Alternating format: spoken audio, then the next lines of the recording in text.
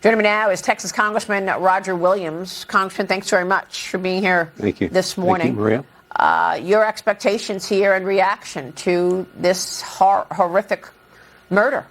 Yeah, well, it's an American tragedy. There's no question about it. He touched so many young people. I was in Texas the other night, and I had so many young people, 30 and younger, coming up to me, asking me if I'd ever met Charlie. Normally people ask, have you ever met the president?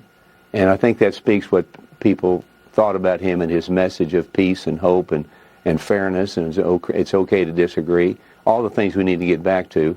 And I think that, like many people are saying, I think there's been a sleeping giant awoken here, where young people are going to get more engaged than ever in politics and the system, which I think will be great, and a great legacy for Charlie.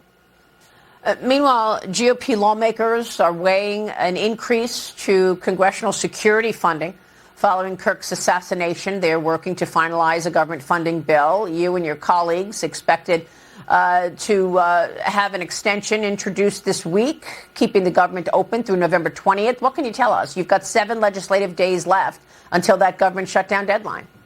Well, we're in a hurry. There's no question about it, and we need to do something. CRs do not work in the giant scope of things as we've seen in America. So there's a lot to talk about in a short period of time. And then on the security issue, I mean, I think that there needs to be something done for security. A lot of threats going on, a lot of people that are seem to be very unhappy with the system.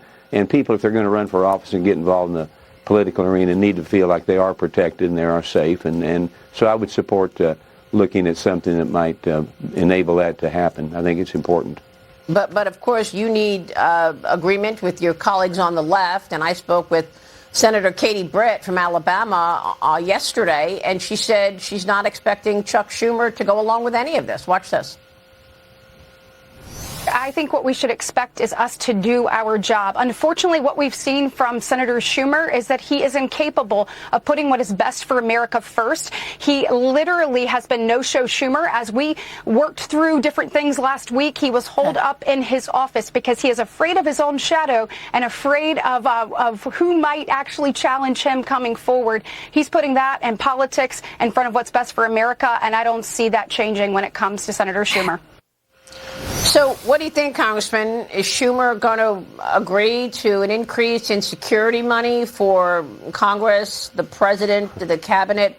And is he going to go along with this bill that you're bringing to the floor? Well, I don't know. I mean, what they do in the Senate is sometimes certainly different from what we do in the House. But Schumer has showed that he's not a leader and that he does hide a lot.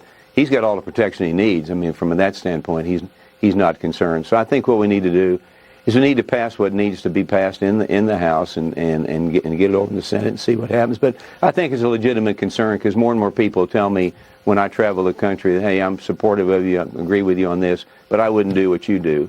And you can't have people saying that in America when we got opportunities to say what we want to say and elect our officials. You need the best and the brightest running for office or helping those get there. And when you go the other direction and say, I wouldn't want your job, that's not what you want people to say in this great country. Of course. Congressman, you're on the Small Business Committee, of course, the chair, as well as Financial Services. I want to get your take on something the president just posted on Truth Social just moments ago.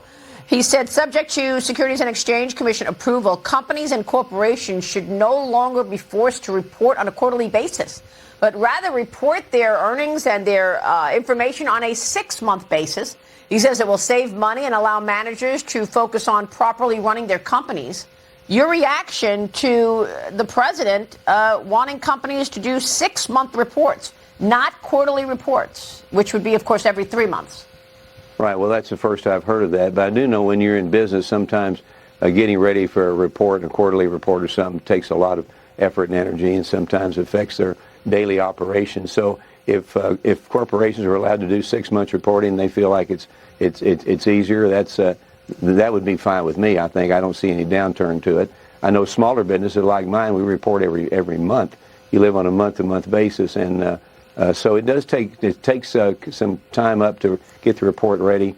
But you know, if it's a public company, people need to know. So I don't know if I have an opinion whether it be 3 or 6 months, but I think it can work either way. We know the quarterly reporting does work, and if you report every 6 months, that probably will work also.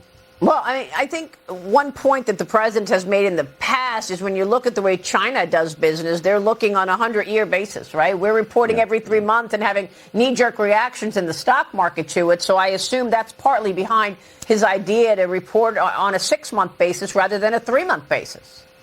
Well, probably so, and put your efforts toward making profits and return on to shareholders and return on investment. Like I said, I'd be for that, and the president has a good grasp of what that would mean with these bigger corporations.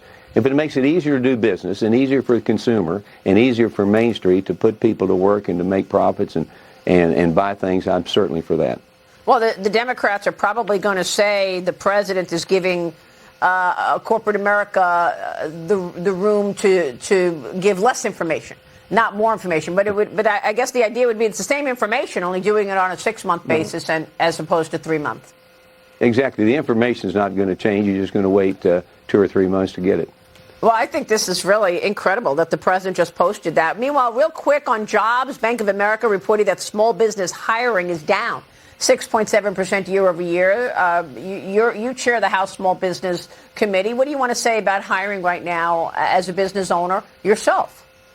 Well, I think Main Street America is excited. The big, beautiful bill has excited Main Street America. It's given us opportunity for permanent tax cuts, of course, and it's given banks opportunities to sit and take regulations off their back and be able to loan money to Main Street, and 100% expensing all works. And of course, you want high job increases every month, every quarter. I think we're going to get that. I think we're in a perfect time. I think we do need the cut in the interest rates. I think when you get a cut in the interest rates to go with what we did with the big, beautiful bill, Main Street's going to get on fire. And that's what I hear as I move around the country. And even in my own business, if we could cut interest rates right now, it would do much for people to be able to budget something, in my case, buy a car that they couldn't think they could buy before. Sure. Yeah, well, we are expecting that cut to be announced on Wednesday. Congressman, it's good to see you this morning. We'll be watching your work, Always. sir. Thank you. Thank you, Maria. All right, Roger Williams joining us in D.C.